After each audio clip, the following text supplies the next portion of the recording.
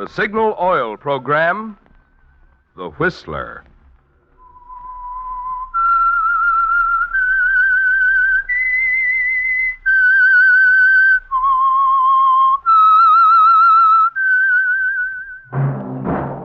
That whistle is your signal for the Signal Oil program, The Whistler.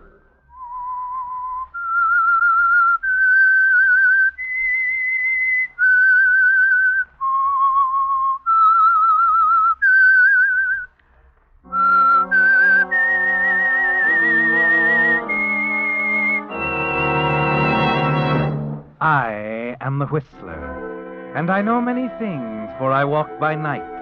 I know many strange tales hidden in the hearts of men and women who have stepped into the shadows. Yes, I know the nameless terrors of which they dare not speak. Yes, friends, it's time for the Signal Oil program, The Whistler, rated tops in popularity for a longer period of time than any other West Coast program in radio history. And Signal gasoline is tops, too, tops in quality. It takes extra quality, you know, to give you extra mileage. And Signal is the famous Go Farther gasoline. So look for the Signal circle sign in yellow and black that identifies friendly dealer-owned Signal stations from Canada to Mexico.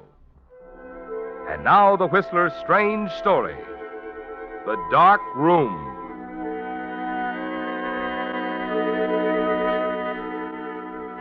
Moving around the crowded dance floor, holding Anne close to him, Stephen Lacey discovered that at last he was beginning to relax. The trial, the war of words waged with the district attorney, the final unexpected victory, and the excitement afterwards had been almost too much for him. He was grateful that it was over now and hoped that with Anne's help he could somehow set things right again. Someday be welcome at parties like this. What is it, Steve? What are you thinking? About your uncle. How he must feel about me. Impressed, I'm sure. Everybody else in that courtroom was. But he was so determined. What of it? A district attorney can't win every case he prosecutes, even if he is my uncle. He was so convinced Sean Fenton was guilty. And you were just as convinced he wasn't. And that's what public defenders are for, and... Oh, please, Counselor. Worry about someone else for a while, will you? I'm sorry, Anne. Now, if he weren't your uncle... Oh, Stevie isn't even thinking about the case. Too many other things on his mind. You know why he's giving this party, don't you? He's running for governor. Governor? I had no idea. Yes, he's announcing his candidacy tonight. Oh, there he is now. Uncle Frank! Uncle Frank! Yes? Oh, Anne, everything all right? Good evening, Mr. Keniston. Lacey? Why, everything's wonderful. We just wanted to wish you luck on your speech tonight, Uncle Frank. Lacey, I'd like to talk to you for a minute. To me? Of course. Excuse us a minute, Anne? Do I?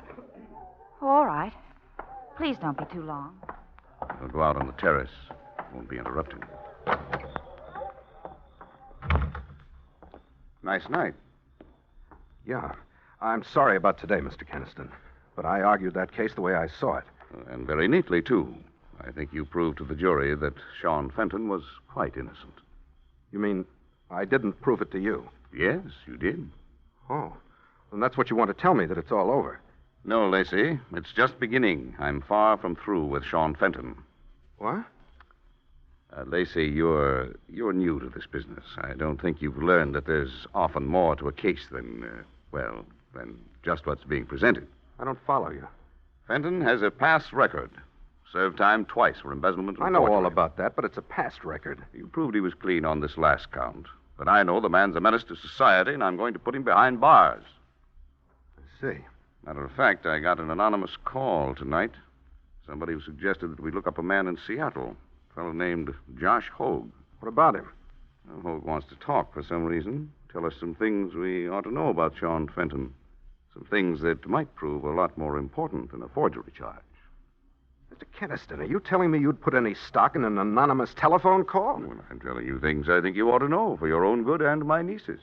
I happen to believe this tip. I'm sending a man to Seattle the first thing in the morning. I'll bet you do. To make yourself look good. And what do you mean by that? You're right, Mr. Keniston. I am new in this business.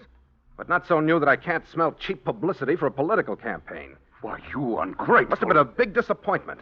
On the night you announced your candidacy, the papers couldn't also say you just won another case. Why, you'll be sorry you said that. Because I upset your apple cart? Well, you're not through. You're going to fight the case in the papers. Scrape up a... Uncle Frank. Go inside, Ann. We're talking. No, you're not. You're quarreling. Steve, I want you to... It's all right, Ann. We can settle this if you'll only go in... No, don't stay, Steve. It won't settle anything. Ann. I want you to go, Steve, right now. Please. But... All right, I'll go. Good night, Ann. I'll call you tomorrow.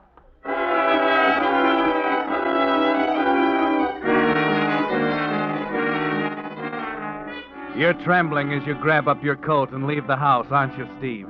Shaking and upset as you enter a bar a few blocks away. And instead of your own reflection in the big mirror in front of you, it's Frank Keniston's, smiling that cold, selfish smile. And then you see something that adds to your hatred of Keniston. A man in a worn striped suit. A friendly-looking man whose innocence you proved in a courtroom today.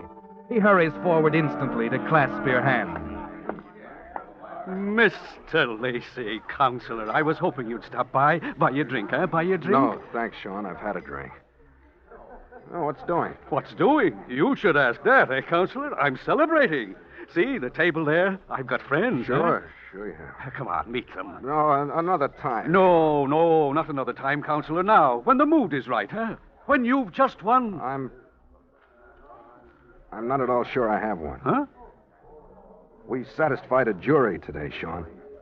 We didn't satisfy Frank Keniston. He's going to keep digging, find something else. But there isn't anything else. I've done nothing. Besides, with you on my The side... facts were on your side, Sean. If they hadn't been, I wouldn't have gone along. That's right.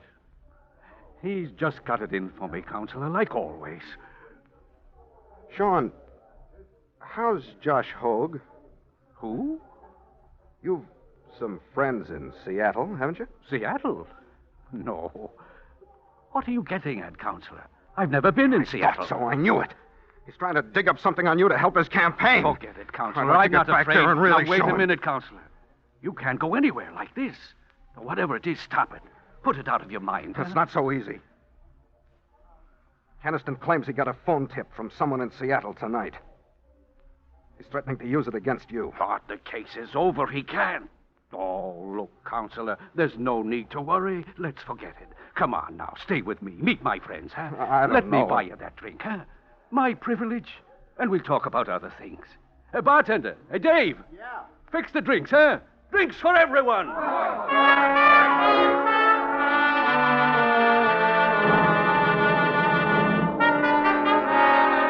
Come on, Counselor, drink up. Drink up. Any friend of Sean's is a friend of mine. I'm buying, Counselor. Around again, bartender, around again.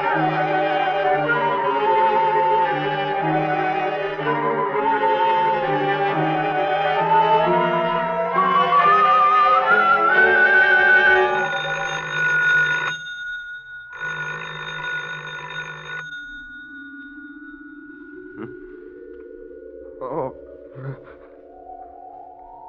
I thought I heard the phone. Where? I'm home. How did I get home?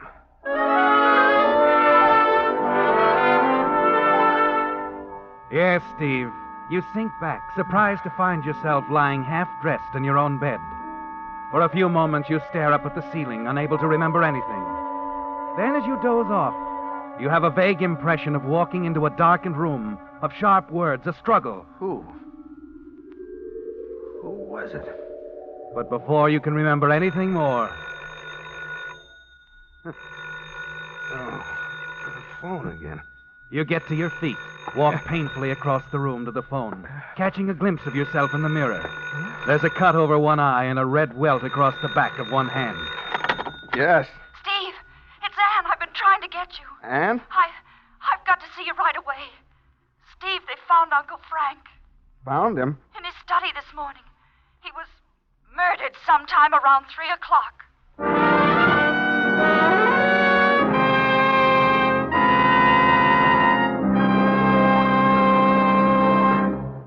prologue of The Dark Room, the Signal Oil Company is bringing you another strange story by The Whistler. But first, friends, a question. What gasoline is known as the Go Farther gasoline? Well, if you've lived out west any length of time, you know that Signal is known from Canada to Mexico as the Go Farther gasoline. Now, naturally, we're mighty proud of Signal's famous mileage. But even more so, we're proud of the extra efficiency Signal gasoline gets from your motor, which makes such mileage possible. For when your motor runs more efficiently, you also enjoy quicker starting, faster pickup, and smoother knock-free power, the things which make driving more fun. That's why folks who want superior performance, as well as those who insist on mileage, are both switching to Signal. They've discovered that to get the tops in gasoline quality, there are just two things to remember. One, in gasoline, it takes extra quality to go farther. And two, Signal is the famous Go Farther gasoline. And now, back to the Whistler.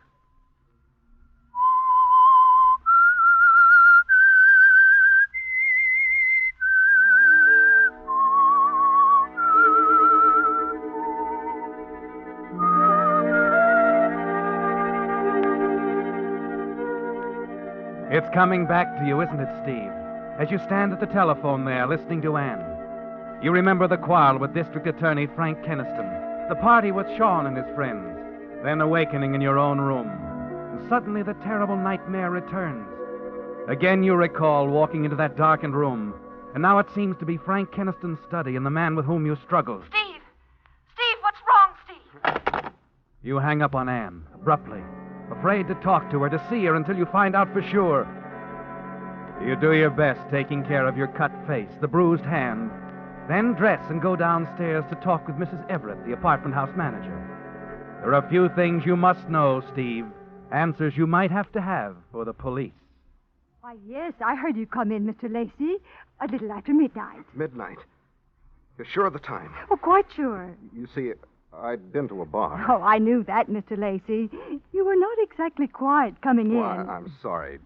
There was a little celebration after the Oh, trial. you don't have to apologize, Mr. Lacey. Nice to know you're human. You're so quiet and reserved. Well, you're certain it was me that you heard, Mrs. Everett? Oh, yes. You woke me up. My apartment being right under the stairs here. Yes, I'm sorry. And then when you came down, I opened the door to see if you were all right. I came back down? Yes, and went out again. No. I didn't hear you come in the second time. You must have been feeling a little better. Mrs. Everett, did you actually see me going out? Oh, absolutely. You were wearing that checked overcoat of yours. Just going through the front door as I glanced out. My coat. Where is... I must have left it someplace.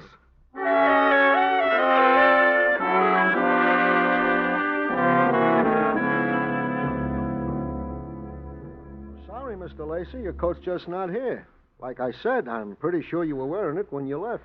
And I didn't come back. No, I was on duty right up till closing time. Look, Dave, you remember I was with some people, Mr. Fenton and some friends of his. Yeah, I remember. They had quite a party. I wanted you to go with them, but you left. Said there was something you had to attend to. Did I mention what it was, Dave, or where I had to go? What's on your mind, Mr. Lacey? Oh, nothing, really. I had a few too many. Just wondered if I got out of line or anything. Why don't you forget it, Mr. Lacey? Forget it? You know, I've been in this business a long time. Sometimes when I'm standing back here polishing glasses and filling them, I see and hear quite a few things I shouldn't. Oh? I always make it a habit to forget them. Okay, Dave. Well, sure is a nice day today, Mr. Lacey. Dave. Yes, Mr. Lacey? Did you know either one of those guys we were drinking with? Remember the big guy? Vaguely. Runs a pool hall over on 17th Street. Name's Al something or other. He's always around. Thanks, Dave. Mr. Lacey. Yeah? Leave me out of it. You remembered meeting him. Okay. I remembered meeting him. By the way, what do you want to see him about? As you said, nice day today, isn't it?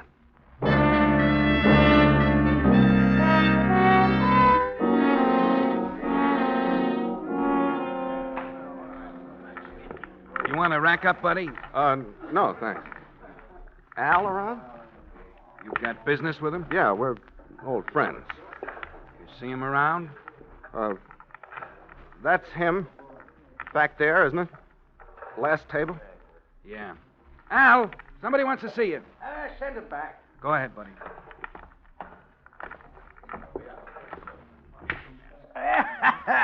That takes you, Joey. Hey, what can I do for... Oh. Well, how you feeling this morning? I'm all right, Al. Talk to you a minute? Well, ain't we talking? Oh. Hey, Joey, get lost, huh? Business. Okay. Okay. Al, I don't know you very well, but I'm a good friend of Sean Fenton's, and I couldn't reach him. Oh, you want Sean? Hey, he'll be back. Probably buying some stuff. He's going to take a vacation. Hey, a friend of mine's getting his ticket for I don't have to talk to him particularly. Maybe you can help. Well, sure. I'm a little mixed up about last night, Al. If anyone was to ask just when I left you guys... You want us to say you didn't leave us, that it? No, I was only trying to find out... We'll say it. That settle your problem? No, Al, you misunderstand. Oh, that's so? Well, straighten me out, pal. Straighten me out. Maybe you can straighten me out. Did I say anything about where I was going when I left you? Listen, pal, I had a few myself, you know. Well, you were sort of belligerent-like. But if you said anything, well, I'll see that none of us mentions it. That what you want? Oh, thanks, Al, but no, that won't settle anything for me. I'm sorry. Look, will you have Sean get in touch with me at my apartment? Here's a card. My number's on it. Oh, sure thing. Got your number now. Hey, Counselor? Yeah, Al. Guess you have.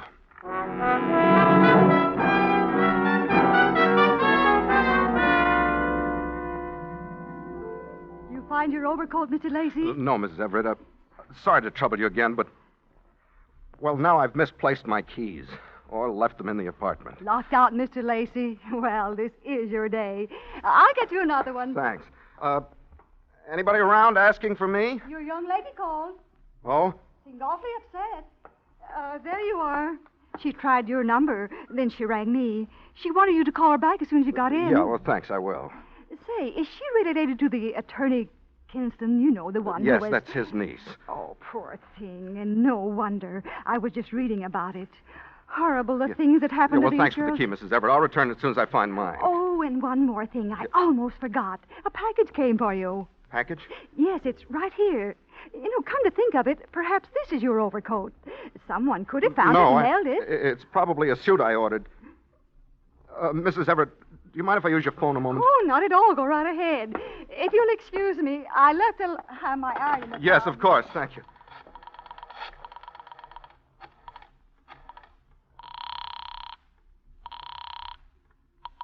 Hello? Ann? Steve, where have you been? I've been trying to get you. I know. Ann, I got the package. Your coat? Then you did send it. Darling, Let me do the talking. There isn't much time. Somebody might hear. I want to meet you in about an hour. Drive your car out to the 27th Avenue entrance of North Park. When I drive by, follow me. We'll find someplace where we can talk. All right, Steve. I'll leave right away. No, I've got something to do first, and I might want to get in touch with you. Stay there until I call again. Yes. Ann, Yes, Steve? don't talk to anyone until I've seen you. All right, darling. I understand. Bye. Yes.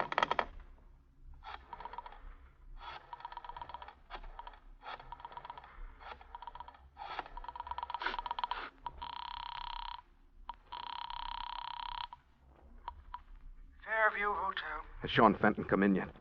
Fenton? Yeah, he's back. Want him? No, I'll be right over.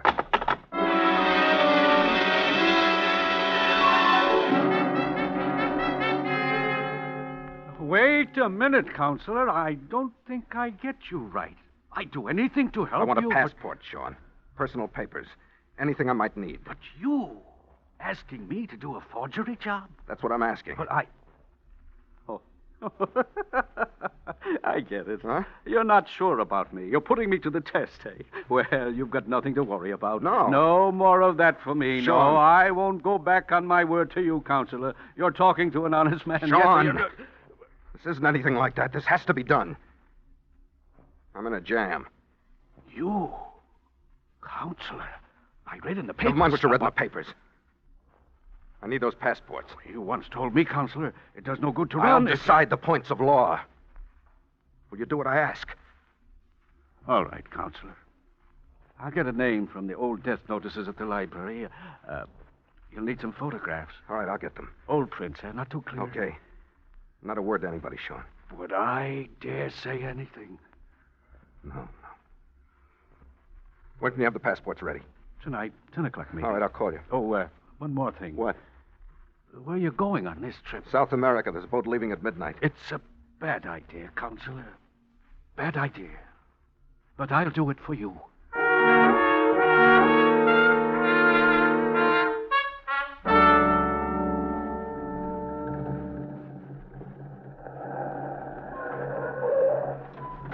Man, over here. Steve.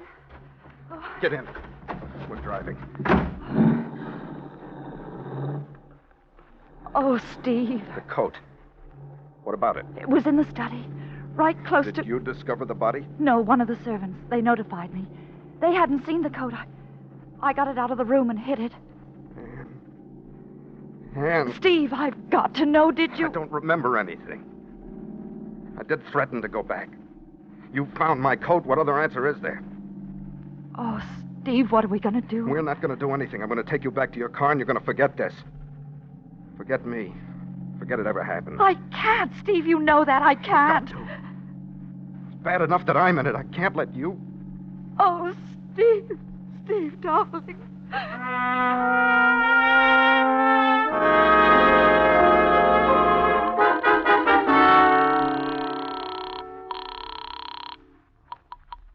Hello? It's Steve, Sean.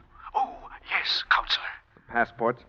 You got them ready? Yes, everything you need. Can you bring them over? Counselor, are you sure about this? Is it the only way? Yes, Sean. It's the only way.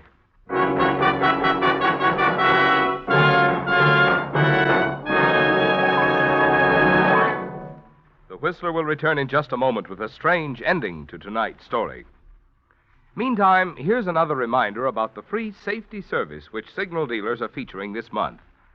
I'm referring to the checkup without charge of your fan belt and radiator hose. You know, of course, the importance of a sound, properly adjusted fan belt. It keeps your cooling system operating efficiently and helps keep your battery up. Also, I don't have to warn you of the hazards of a leaky or weakened radiator hose. Yet it's a fact most people never give a thought to these two little items until they fail completely and more serious trouble develops. That's why signal service stations are offering this free checkup. As independent businessmen with a personal interest in keeping your goodwill, you'll find that signal dealers make a habit of going out of their way to give you little extra services like this. If you're not already a signal customer, a good way to see for yourself what I mean is to stop by your neighborhood signal service station this week and ask for this free fan belt and radiator hose checkup. And now, back to the Whistler.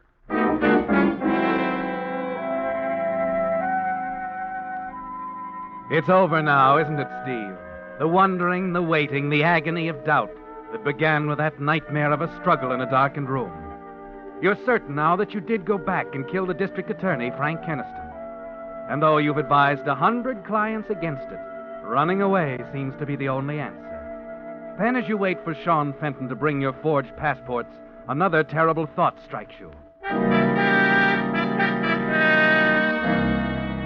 Fenton is a witness, the only one who can link you with all that's happened. Your hand trembles as you reach into the desk drawer for your automatic, and then you reach up quickly and switch out the light.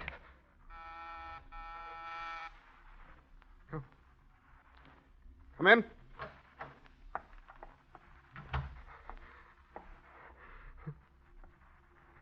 I can't do it.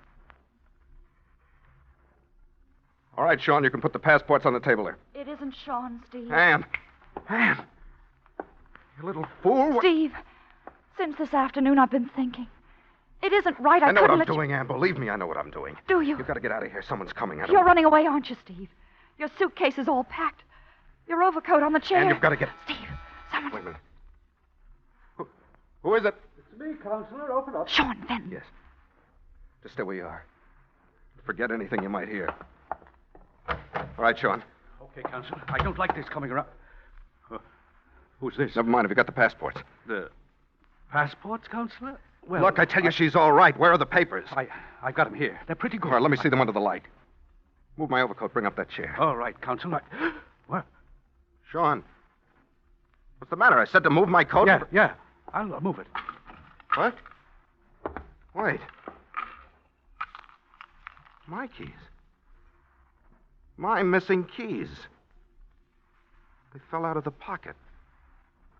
They were in my coat all the time. But, Steve, if they were in your coat, how did you get back in your room last night? I couldn't have without breaking down the door. And the landlady didn't hear me come back. Maybe I didn't go out again at all. Counselor, it's late. Wait. Wait a minute, Sean.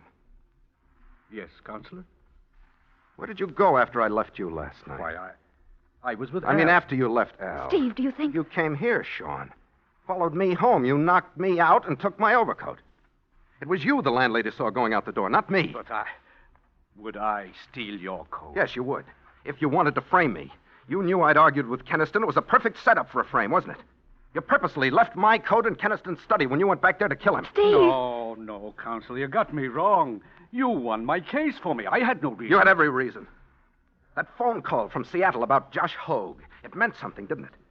You silenced Keniston before he could start an investigation, and after you had me out of the way, you were probably going after Hogue.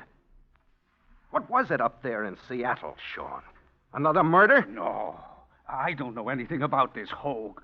You're turning on me, Counselor, just like Keniston. Steve, shall I get... No, I'll get it. Yes. Yes, he's here. No, I'll give him the message. Okay, thanks. Yes, I'll tell him.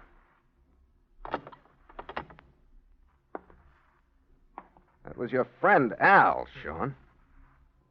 He wanted me to tell you he managed to get those airplane tickets for your vacation in Seattle. No, don't move. Keniston was right about you from the beginning. He said you belonged behind bars, and that's where you're going. Except that when your murder trial is over, it won't be for long, Sean. Not for very long.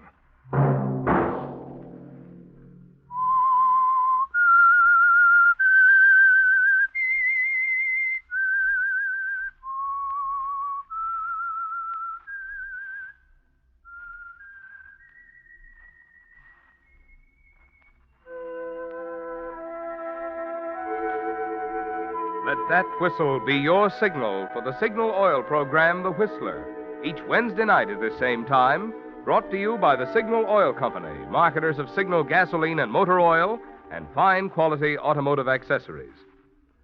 Signal has asked me to remind you, to get the most driving pleasure, drive at sensible speeds, be courteous, and obey traffic regulations. It may save a life, possibly your own.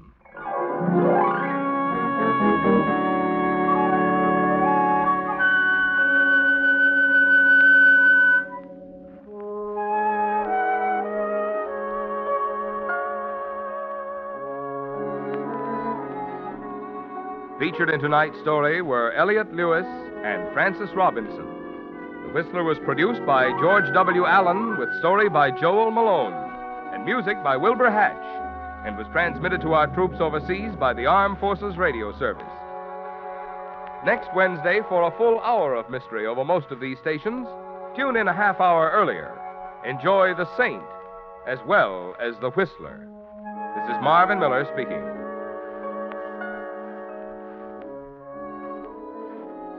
This is CBS, the Columbia Broadcasting System.